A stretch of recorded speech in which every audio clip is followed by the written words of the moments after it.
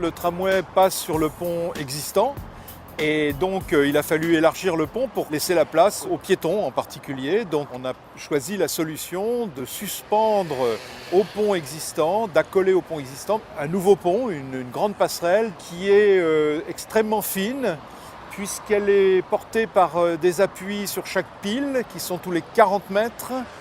Et comme vous le voyez ici, on a une poutre caisson hyperstatique qui est donc extrêmement performante avec un rapport entre l'épaisseur de la poutre ou la hauteur de la poutre et la longueur entre deux appuis de 1/80.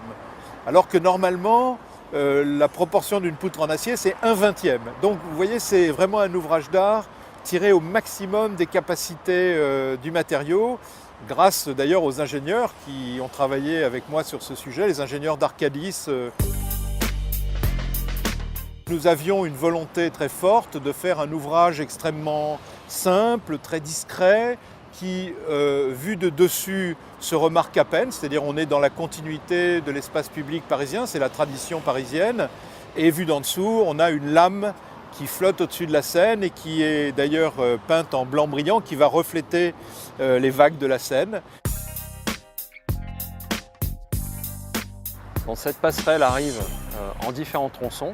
Ces tronçons sont acheminés par voie routière et par voie fluviale. Ils viennent directement de l'usine de fabrication qui est située en Belgique, chez notre partenaire Victor Buck. Ces tronçons métalliques ont été mis en place au cours de la nuit, pendant toute une semaine. Nous avons dû obtenir des fermetures exceptionnelles de l'autoroute A4, des entrées de périphériques au niveau de la porte de Bercy, mais également des coupures de voies navigables. 40 tonnes, 40.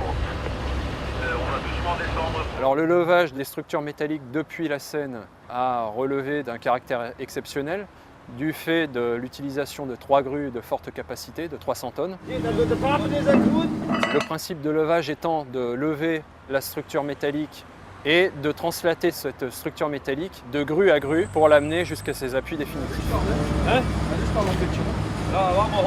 On a bénéficié des conseils de nos amis Dietmar Feichtinger qui a fait la passerelle Simone de Beauvoir à côté, avec Bernard Vaudeville qui était là aussi, et Marc Mimram qui a fait la passerelle Solferino. Donc ça a été un moment de conception très amical avec ces architectes et ingénieurs qui ont déjà fait des passerelles sur Paris et ça nous a beaucoup aidés.